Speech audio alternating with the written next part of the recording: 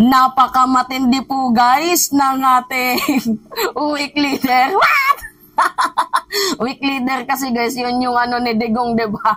Yan yung tawag niya kay President. Week leader daw, pati yung mga DDS, napaka-weak daw po ng ating Pangulo. Pero meron bang week na pinasok mo guys ang basilan? Hindi nyo ba alam guys yung history ng basilan? Napaka nakakatakot at napakadelikadong lugar kung kaya't walang mga presidente ang nagnanais na pasukin niyang lugar na yan. Ngunit kay President Marcos, wala talagang kinakatakutan to. Literal lang na tahimik pero mabangis. Diba? Hindi natakot. Pinasok po yung basilan na sentro guys ng awayan, di ba, ng halos walang tigil na gera, ng terorismo, lalo pat andyan yung mga Abu Sayyaf. Pero, nang dahil po sa presensya po ng ating Pangulo, dahil nga weak leader ko no, ang ating presidente, ang materoristang lugar, ang kinakatakutang lugar, ngayon po, sentro na po siya ng peace epicenter na po ng katahimikan. Baka president natin yan. Nakaka-proud lang talaga guys. Alam nyo yung Pilipinas, yung pinaka-blessful as of the moment na meron talaga tayong presidenteng nag-go for development and progress nation building. Alam nyo, yung pagpunta ni President Marcos doon sa Basilan, hindi lang po to guys, hindi lang po to indication ng peace. Indication din po ito na hinahatak niya yung mga turista, yung mga investor na huwag kayong matakot. Ganito na po yung Basilan ngayon. Hindi na po to yung dating Basilan. Bago na po ang Basilan ngayon. Hindi na to yung parehas noon. 'Di ba? Kumbaga, nililinis po ni President Marcos yung kalat noon ng Basilan. Parang ginagawa niyang napakabago, napakabango, at hindi nakatakot-takot ang Basilan. Kumbaga guys, sa madaling paliwanag, 'di ba? Isipin niyo mayroong isang bahay na haunted house. Ang ginawa ng local government, 'di ba, doon sa Baguio merong haunted house, yung nakakatakot. Ang ginawa ng local government ata sa kanila, if I'm not mistaken, kung local government yan or yung people lang, nilinis at ginawang maaliwalas yung haunted house doon sa Baguio. And then ano yung nangyari guys? Naging tourist spots na siya. Tourist hindi terorista, tourist spots na siya. So yan po yung ginagawa ng ating Pangulo ngayon, na hinihikayat niya na itong Basilan maging tourist spots, 'di ba? Maging sentro ng investor na hindi na sila kakabahan kasi presidente na mismo nagsabi na magiging zero ground of war itong Basilan. Napakaangas talaga guys ng ating weak leader. Baka weak leader yan. O, ito yung balita. Basahin natin. Sabi dito, Marcos lauds efforts to transform Basilan into an epicenter of peace. Diba? Maging sentro ng katahimikan. Tapos gusto nyo pang ihiwalay ang Mindanao. Mga ganon-ganon talaga, no? Anyway, sabi ni Digong, nagjo-joke lang siya. Parang nakakatawa. Sabi dito, President Marcos lauded the dedication of the locals of Basilan, saying their dedication transformed the province from one that is tainted by violence and terrorism to an epicenter of peace. Tama yung ginawa ng locals, local people, local government, dyan sa Basilan, yung magtutulong-tulungan kayo. Diba kasi hindi naman kaya yan ng sundalo. At saka, meron din namang proyekto itong ating Pangulo, itong ating Presidente para sa mga nagbalik loob ng mga terorista. Siyempre, pangit naman yung matutulog ka sa gabi, meron kang iniisip, diba? Pangit din naman na magkakapamilya ka tapos meron kang dinadalang kaba So, much better na magbalik loob ka na lang sa gobyerno and may benepisyo pa kayong makukuha. So, nagtulong-tulong din ang mga tao doon na, i-rebuild nila yung Basilan into a new, beautiful, chapter na kumbaga, hindi na kami yung Basilan na tinutukoy nyo. I am the new me, diba? Bago na ako, which is, from violence, terrorism, naging epicenter na po siya, guys, ng peace. Baka president natin yan. And winitness din po ni President Marcos yung pagsira sa mga firearms surrendered ng mga di umano'y terrorista.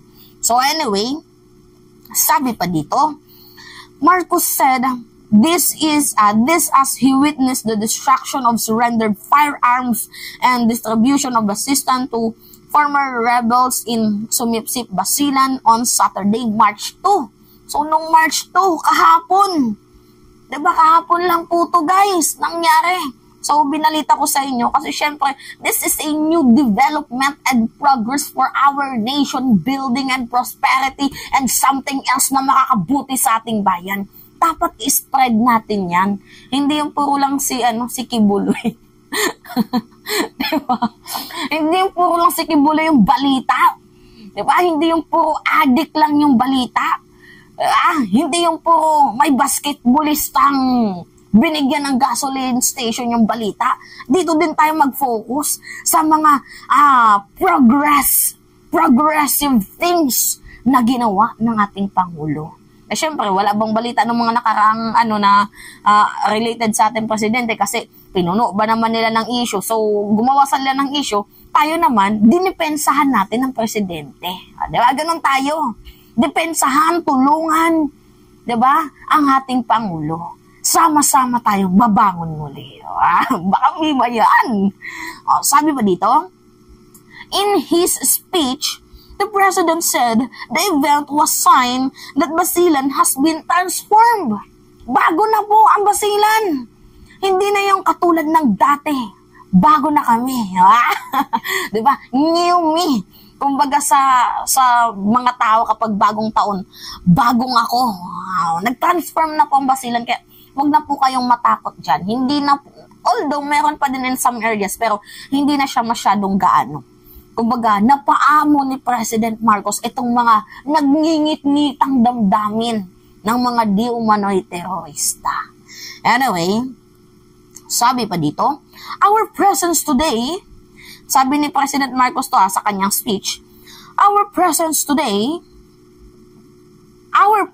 in today's event reaffirm the truth that was once a ground zero of war is now turned on the center of peace, sabi ni President. A province that once strained by violence and terrorism is now zone of peace, made possible not by military might alone, but more so by people saying no to violence. So, kailangan talaga din dito, guys, ng boses ng Pilipino. So, kung gusto nyo ng peace tapos yung mga Pilipino na mga nandyan ay ayaw, talagang hindi mapupursue ang peace. Pero I believe, guys, na sa tulong ng pamahalaan ng gobyerno ni President Marcos, talagang nothing is impossible, no? Lahat ng mga kala nyong imposible, nagiging posible, guys. Yung imposible na maging matahimik ang Basilan, ngayon possible pala. Ganyan katindi, guys, ang ating Pangulo. Talaga nga naman. Diba? Nanggagalaiti na si Mima. Paano ba naman kasi, guys? This is a good sign that we have a good president. Diba? Adik man kung tawagin ng mga kabilang kubon. Nagdudroga man kung tawagin. Pero tingnan nyo, guys, ang nagagawa ng adik kuno na tinutukoy ninyo. May adik bang kayang gawing matahimik ang isang lugar na nagngingit-ngitan ng puro gera? Baka si president lang yan. May adik ba? Diba? Na presidente na, nakagawa ng ganito? Alam nyo, guys, siya lang yung kauna-unahang presidente na pumunta sa Basilan. Correct me if I'm wrong, pero I know na si President Marcos lang ang kauna-unahang presidenteng pumunta sa Basilan. Kasi hindi din naman natin guys masisisi itong mga dating presidente na nagdaan kung kaya't natatakot silang pumunta sa Basilan. It is that because magulo at nakakatakot ang Basilan. But because of our president, nothing is impossible. Lahat ng mga imposible, nagiging posible. Baka BBM yan. Diba? Matindi talaga ng ating Pangulo, no? So, according to Marcos, the province has already achieved a social order that values human dignity, improves lives, and promotes progress. This is the kind of peace what we see that down here in Basilan. So, the kind that endures, its uproots the cause of the people's discontent, the purveyors of violence may want to exploit it. So anyway, pakinggan natin tong message ni President. So 2 minutes to, pinabilis ko lang para hindi kayo mainip. Stakeholders peace, and but as I said in my speech, when we talk about peace, it does not only mean the cessation of violence. What it also means is that we continue, that we, the national government and the local governments and the autonomous government, all work together to make sure that the livelihood and the progress will come to Basilan and all of the other provinces who were once areas of conflict. And this is the most important thing. And that's why it is very significant also. I'm the first president to be able to come here because this was ground zero in the time of the fighting. So it is a very clear landmark on the progress that we have been making in bringing peace to southern Philippines. How do you address the current effect of the El Nino in Mindanao in other provinces? Well, the Mindanao has a different effect of the El Nino. In various ways, although up in Luzon and in Visayas, especially Western Visayas, we have a very large effect of drying up and water supply. Dito naman, dito sa South, nagkakabaha naman tayo. So we have to have a different response. So we will continue to do that, and what we are trying to do, especially now, because we are trying to develop a livelihood, the agri-fisheries, as I mentioned, all of these things will need a good supply of fresh water for irrigation and also fresh supply of water for consumers. And that infrastructure will now have to start to build. Julie Alipala, sir. Julie Alipala, Inquirer. Mr. President, is this the first time that you witness this kind of destruction of weapons? And do you have any plan to, do you expect that this will be also replicated in other provinces in Mindanao, even in Luzon? Well, no, it's not the first time that I've seen this. We have been, this is an ongoing process. It is presently to be replicated in other provinces. It's ongoing. This is continuously ongoing under the auspices of the United Nations, the EU, all of our partners abroad as observers to look at and see that the decommissioning of weapons continues. So, patuloy lang. We are still ongoing in the process, and we are still trying to bring those who are still fighters to come down from the mountains and to join society. And we, for our part, will continue to support everything that they need in terms of housing, in terms of livelihood, in terms of schools, in terms of infrastructure. And that's the role that we will play. Okay. So, hindi lang pala yung target nila is yung Basilan. So, madami pang mga, prone sa violence and terrorism ang kanilang pupuntahan. Talagang namang matindi. Naka-president yan! Diba matindi, guys? Hindi lang pala yung, alam nyo guys yung isa sa mga nakakatakot na lugar na narinig ko, Basilan at Witawi. Sulu. Yun. So, di ba pinuntahan na ngayon ni President Marcos itong Basilan. And sinabi niya sa interview niya na hindi lang po Basilan ang pupuntahan nila, kundi marami pa. So meaning to say talaga, ang tapang po ng ating baka president natin yan. Kaya napakaswerte talaga guys, sa totoo lang literally, ng bansang Pilipinas that we have this kind of president na promoting for peace, and progress, development, and etc. So, ako nga ay nalulungkot sa mga basher ng ating Pangulo kasi hindi nila nakikita yung beautiful side ng ating presidente, but only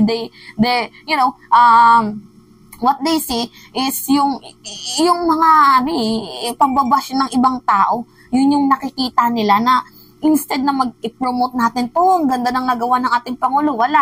Ang pinopromote nila, meron tayong addict na presidente, nagpupulburon. Yan yung gusto nilang marinig at i-message sa taong bayan. So, I am here today, one of the vloggers na sumusuporta sa ating presidente, hindi lang sa pagtatanggol sa ating Pangulo, at ngayon, nakikita nyo kung paano natin pinopromote itong kagandahan ng ating ginagawa ng ating Pangulo. So, nasaktuhan talaga sa panahon ng linggo, no? Peace, diba? So anyway, it's me again guys, si Mima Alicia nyo, nagbabalik ulit para sa ating panibagong video. So maraming salamat mga kababayan sa patuloy nyong pagsuporta sa ating munting channel. Mahal na mahal ko kayo. Ingat mga kababayan.